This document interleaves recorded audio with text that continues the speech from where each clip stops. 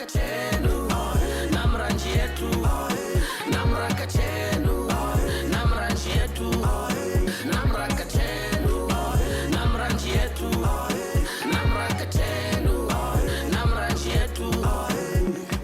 NamRA, serving with passion. Hello and welcome to this edition of NamRA Kachenu, your trusted source in all things related to tax, customs, and excise matters. I'm Shipena Njambi-Kuhanga and I'm delighted to be your host for the next half an hour or so. In recent developments, the customs and excise officers joined the roadblocks.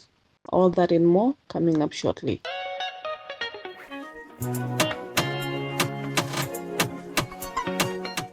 The Namibia Revenue Agency customs officials stood firm at the roadblocks leading to Windhoek, scanning vehicles from the 12th of December 2024 to the 15th of January 2025. Now, the aim was to enforce the mandate of protecting society to ensure that illicit goods, unsafe products, and illegal substances are intercepted while safeguarding the well-being of the nation.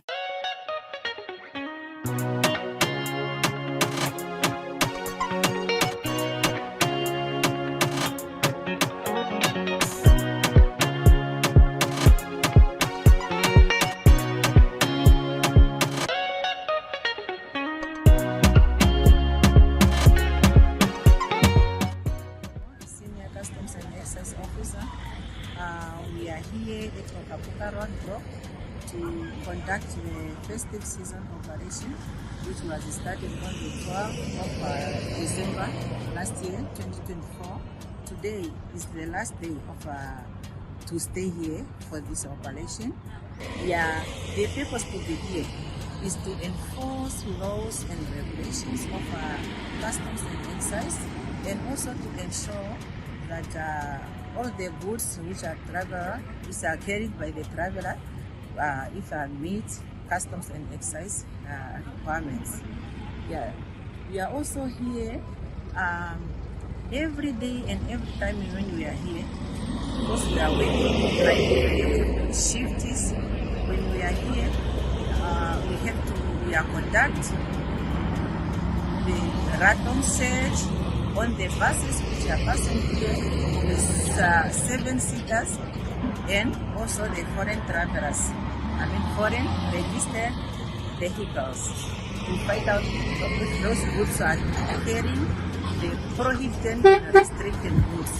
Yeah, sometimes we are also giving the education to the people, the education to the travelers on to know what are the requirements of customs and excise.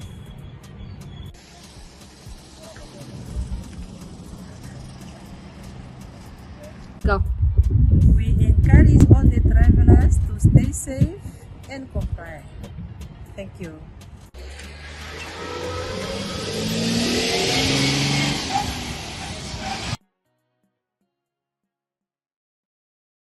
We'll be right back with Mr. Yarukeekuro Ndorokaze, NamRA's Chief of Strategic Communications and Support Engagements, to set the tone for 2025.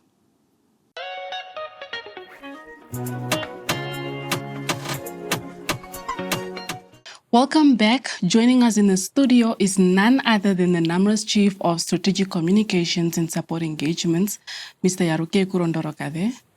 How are you doing today, sir? I'm doing very well, and thank you for having me so early in the year. Great. Welcome to NamRA Kachenu, and it's indeed an honor to have you join us. Thank you. Great. Now, as we step into the new year, what are some of the major events planned for the final quarter of the 2024-2025 financial year? Yes, and you're right. It's really the beginning of the calendar year. But as far as our life is concerned at the Namibia Revenue Agency, it's really the tail end of the 2024-2025 financial year.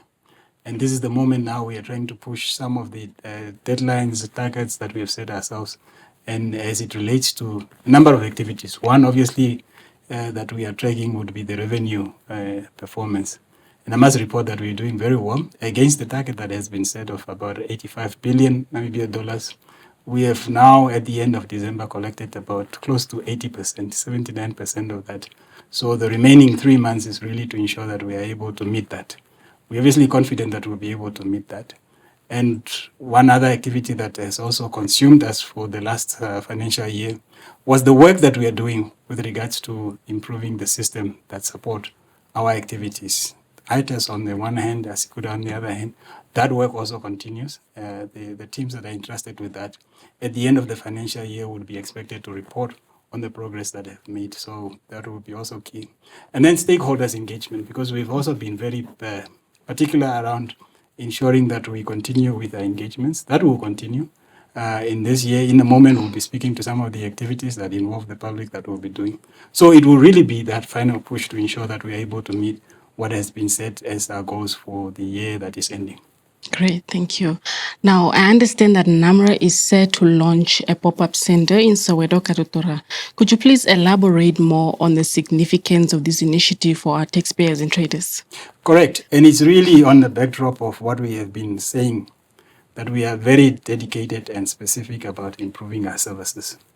So what we have done is that we have studied the trends and the volumes and frequencies of those that make use of our services at the Windhoek's dedicated service center. And from the data that was emanating from that, you could tell that many of the people that come to the dedicated center, their origin is actually not the central part of the city. They come from somewhere else, and many of them have indicated that they come from Katutura Central. So what we are going to do now with the pop-up center is to do a trial of about 6 months to take our services to Katutura, more specifically the Soweto market. That's where we're going to set up. And that's really to serve our people there. Because it's a trial and we've given it a 6 months period, the idea is also to collect data so that we see whether that justifies setting up a fully fledged office or not. So the services that they would normally get from our offices here is what they are going to get at the pop-up center. However, there are limitations.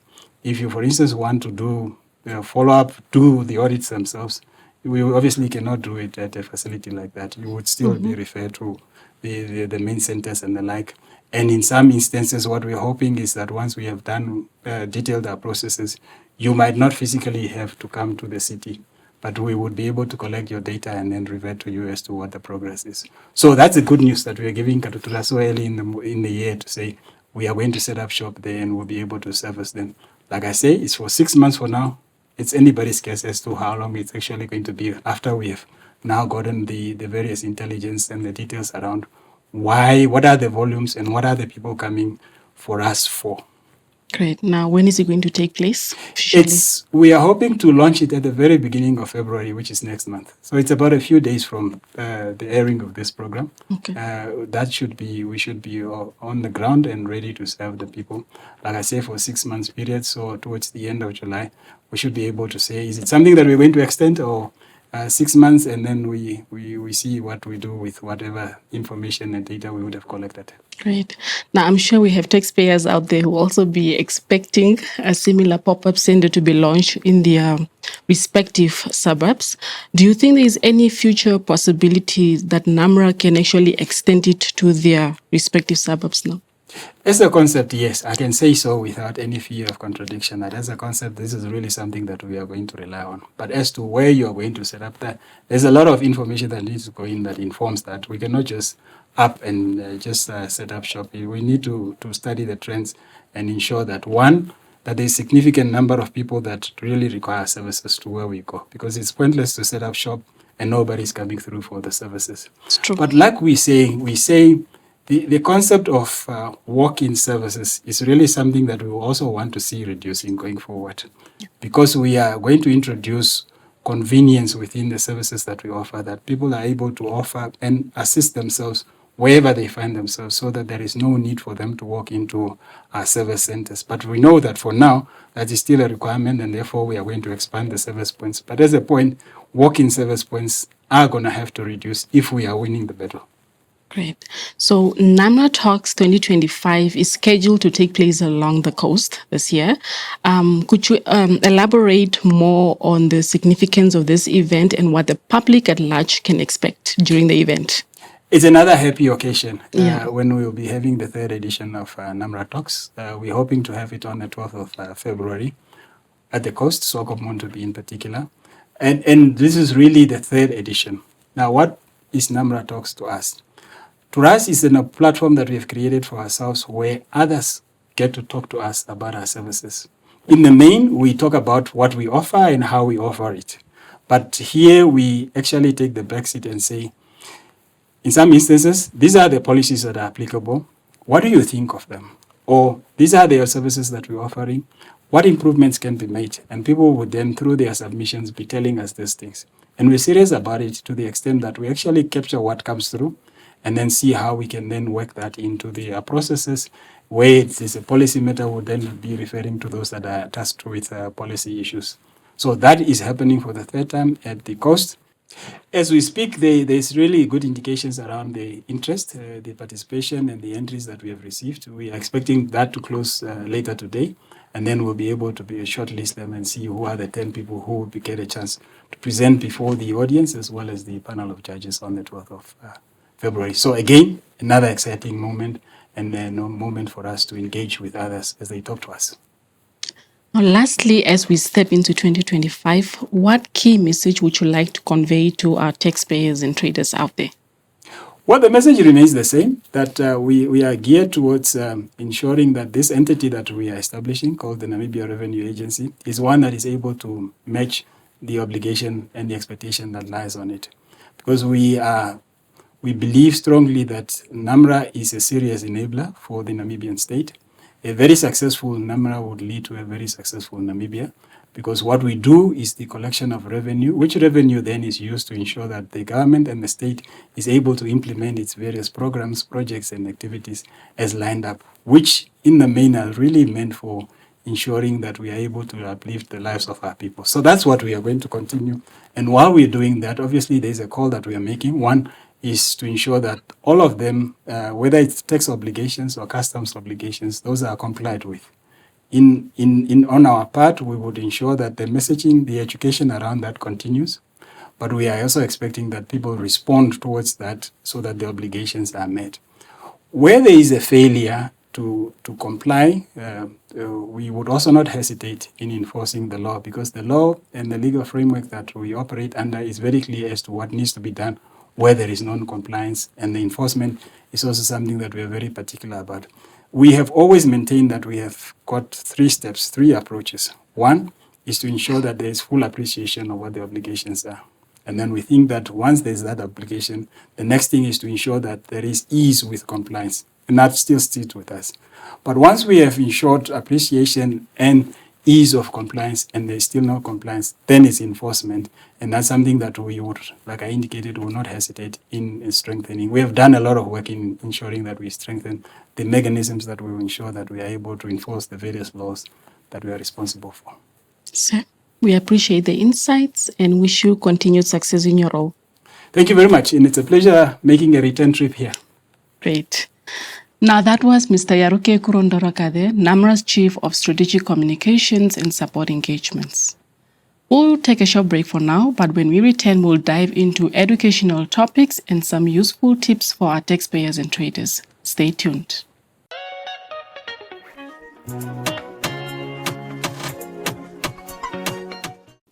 In the next insert, we'll look at how to capture employees' tax template. Good day, I'm Freedom Litwai from Tax Systems and Customer Service Unit. Today, I want to take you through the steps on how to complete your employee tax template. Step 1, log in into your ITAS portal account. Step 2, click on Returns. Step 3, click on My Returns. Step 4, click on Search Your Return. Step 5, click on the employee tax return you wish to submit. Step 6, click on File Your Return. Step 7, click on ETX Import Template to download the template into your device. Step 8, open the employee tax template you downloaded in Step 7 and fill in your employee's information in the fields applicable.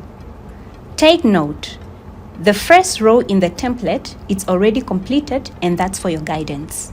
You are therefore required to delete and fill in your employee's information correctly. Step 9, return back to your ITAS portal account and click on Upload. Step 10, click on Add to upload your template and click on Start to save the template, and step 11, enter the verification code and click on submit, and the system will prompt you that you have successfully submitted your return. Congratulations! Now you know how to complete your employee tax template. Now let's focus on customs procedures, importation of goods subject to permits. Good day, viewers. My name is Elizabeth Amushila from Customs and Excise Department. Today, I'm going to lecture you on the procedures for the importations of goods that are subjected to permit. Customs and Excise is a department. It's mandated to control the movement of goods, which is the importation and exportations of goods coming in or leaving the country. By doing so, Section 123 of Customs and Excise Act number 20 of 1998 as amended, Section 125 of Customs and Excise Act classifies some certain goods as either prohibited or restricted.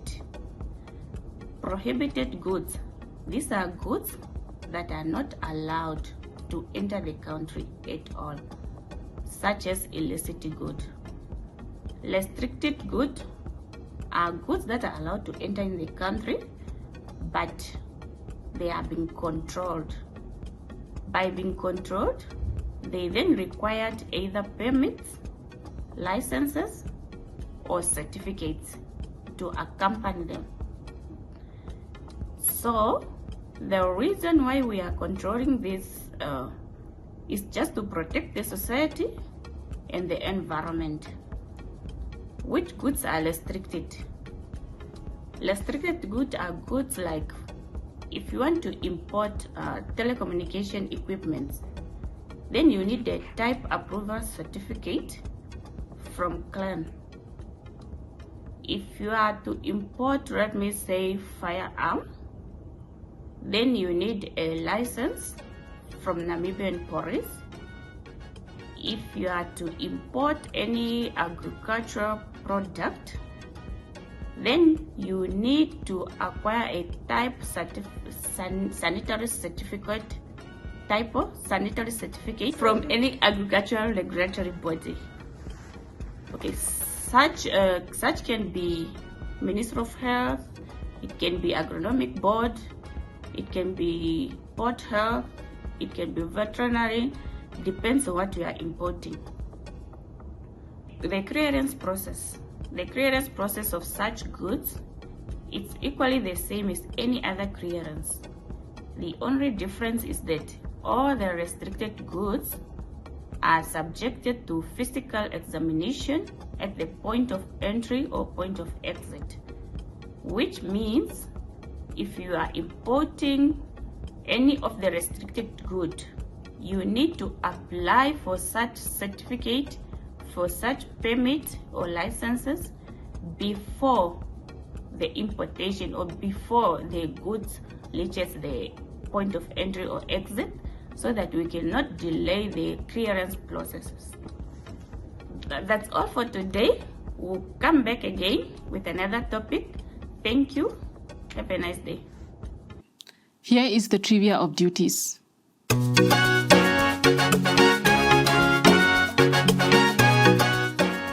Did you know? Registering for online tax services via the ITAS portal allows you to track your return status and receive notifications of any updates or issues. This is a convenient way to manage your tax obligations.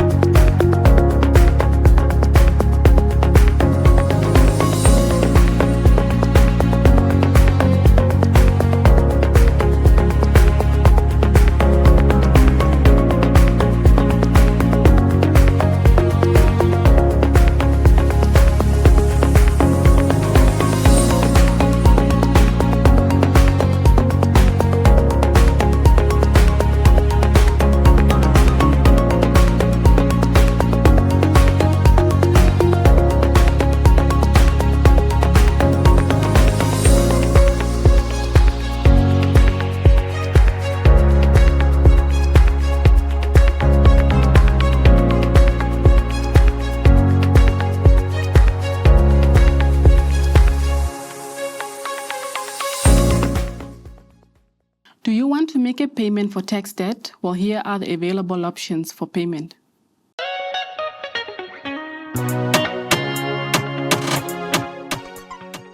My name is Angela Kamui, Senior Revenue Treasury Officer at NamRA.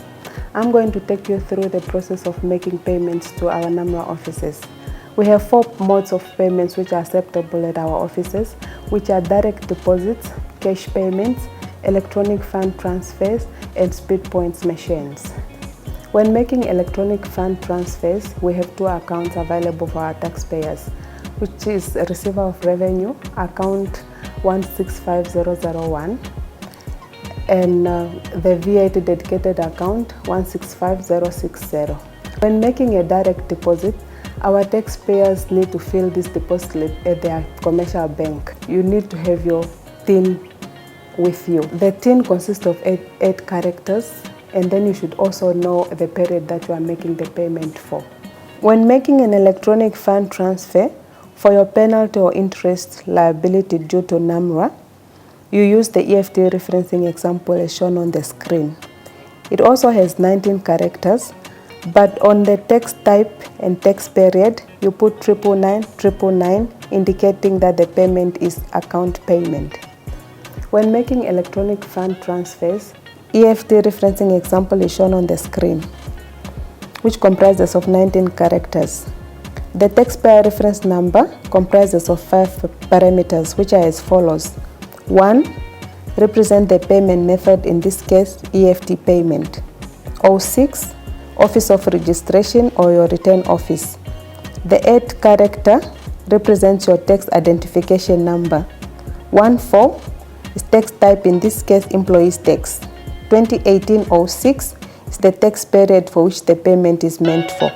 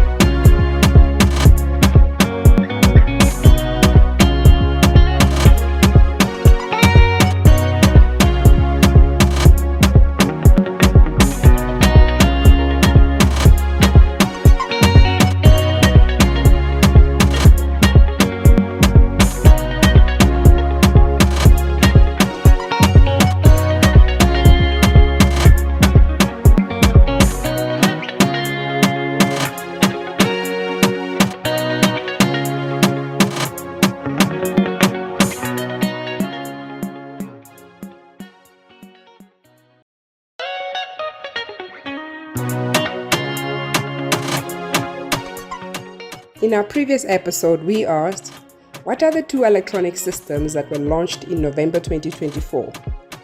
The answer is the Electronic Advanced Ruling System and Electronic Tariff Solution. Our question for this episode is, when and where will the NamRA Pop-Up Center be launched?